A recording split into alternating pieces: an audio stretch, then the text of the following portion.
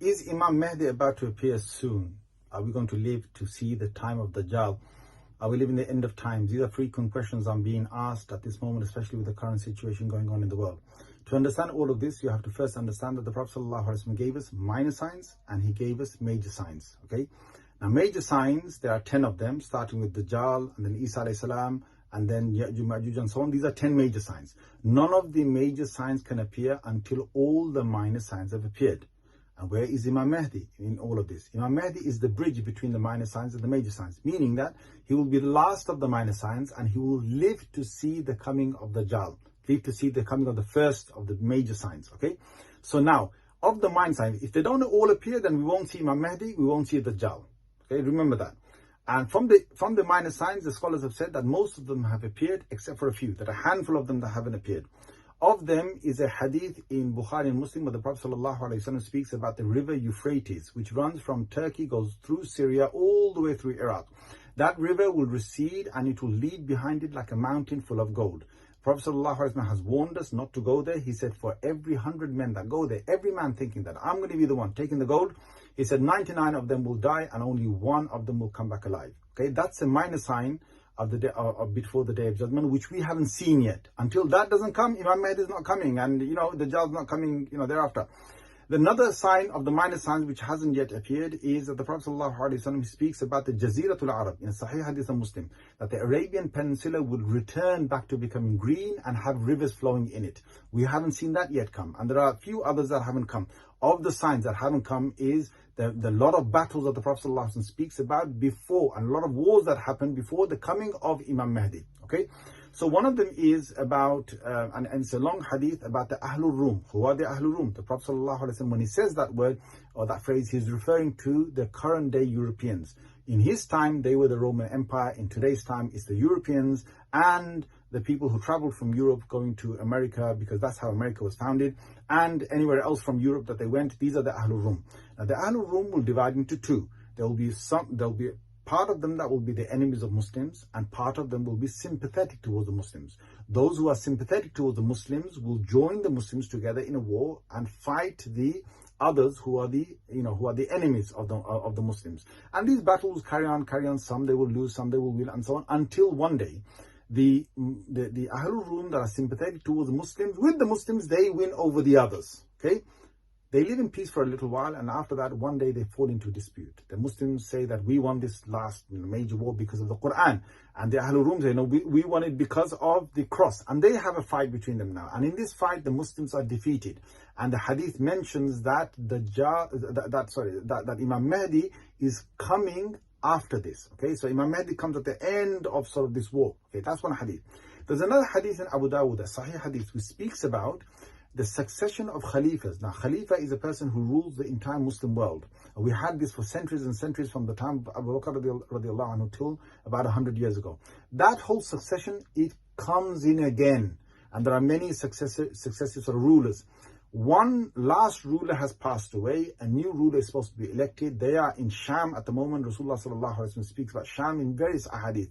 When he says Sham, he doesn't mean today Syria only. It covers Syria, whole of Syria. It covers Lebanon. It covers the whole of Palestine. It covers part of Egypt. Covers part of Iraq. Okay, it's a massive part of land. In Sham, these leaders are sitting together and they're about to elect the next leader. Each one is ready, who could become a potential leader. And they have a dispute over who should be the leader. One of these men who could become the leader, he has enough of this. He runs away from there. He goes to Mecca. He doesn't want to become the leader. The others look around. They say, where's that man gone? And they say, well, he's gone to Mecca. So they say, you know what? Let's make him the leader. They come all the way to Mecca. They find this man he's doing tawaf around the Kaaba.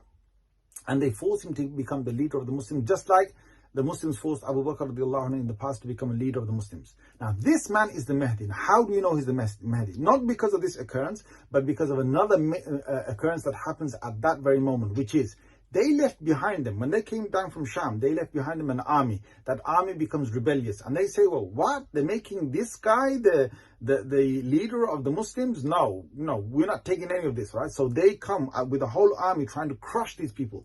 When they get to Medina in a plain piece of land, then the whole land opens beneath their feet and that whole army is crushed, swallowed inside. When that occurrence happens, we know the man that they gave allegiance to in front of the Kaaba, he is the Mahdi. Now, when Imam Mahdi comes out, he's now got to unite the Muslims together. So his first job is to get the Muslims together. Okay, so he's now the Khalifa of Muslims. He gets the Muslims together. He comes to Europe for a major war. This is a major war where the Muslims, subhanallah, Rasulullah sallallahu alaihi wasallam speaks about a third of the Muslims. They are shuhada, the best shuhada of the day. They're martyrs, martyred in that war. A third of them run away from that war, never to be forgiven again. And a third of them are victorious with Imam Mahdi. And now Imam Mahdi has the whole of Europe and the European side under security, of a good ruling, and he fills the earth with justice as much as injustice was there before him. He replaces it with justice. In a hadith, he travels all the way to India, he travels all the way to Persia to bring the Muslims together. Now, he's got his rule there. Now, the key thing here is, when Imam Mahdi has brought, and don't forget, there are a number of wars that have to happen before Imam Mahdi comes. So what's happening in the world is just like a war, but it's not, the war that brings Imam Mahdi about. There are a number of other wars that have to come back, and all the occurrences that I've just talked about now as well.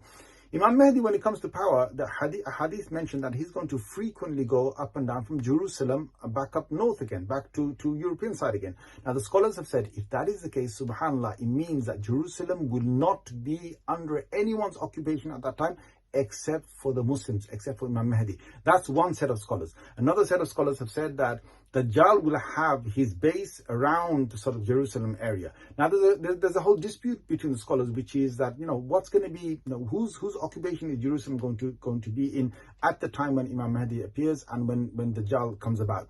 Now, we are going to incline more towards the fact that, subhanallah, Imam Mahdi has got, Jerusalem under his control. Okay, from the ahadith, it's quite clear, because he's going in and out of it. And the ahadith mention, in one hadith he mentioned Dajjal can't go to Makkah and Medina, which is, when you say Makkah and Medina, the Prophet ﷺ is talking about the Haram of Makkah and the Haram of Medina, which is the masjid and its vicinity. It's outside sort of, vicinity. That's in Makkah and Medina. Another hadith in Ahmad mentions 4 places Dajjal can't go into, and it's Makkah, Medina, and Masjid al-Aqsa and Masjid al-Tur. Okay. Now, when he says Masjid al-Aqsa, subhanAllah, the Prophet is saying he can't go into Masjid al-Aqsa. Does that mean that the whole of the Aqsa surroundings are under the occupation of the people who are trying to take over it right now, and Dajjal can't only go into Masjid al-Aqsa? Or does it mean that the whole of the Aqsa vicinity is under the Muslim rule? Again, it's a debate amongst the Muslim scholars. We furthermore have another hadith that describes that the first major following of Dajjal is going to be from the east. It's going to be from a place of Isfahan in Iran, and there's going to be 70,000 Jewish people who will follow him. These are going to be the first major followers of Dajjal. Now, again, the question is, why from that part of the world? Why are they the major? Is it because he's got his major base somewhere in the east, and then he comes to fight the Muslims over here in the Middle East and so on?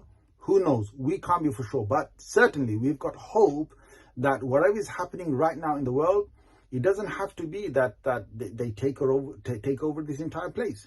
They might be there for some time. We don't know how long. Okay, but we definitely know that there's going to be, something that is going to come back now. Where are you going to find all of that? I'm going to ask all of you to read the tafsir of the beginning of Surah Isra. Okay, if you want to know the future of this place of Jerusalem and what's going to happen, well, you look in the Qur'an, because that's what the Qur'an came to us for. It came to us to tell us about, about things, that the most important things to us. Why did Allah Azza wa Jal dedicate the first, part of Surah Isra talking about, this place, Masjid al-Aqsa, and what's going to happen, and what happened in the past, and what Allah said each time there is a great occupation that happens there, what will be the outcome of that? Allah Azza wa Jal mentioned that in Surah Isra in the beginning. Go and read the tafsir yourself and find out, because there it mentioned, whatever is mentioned there of the history is about to repeat itself in the future.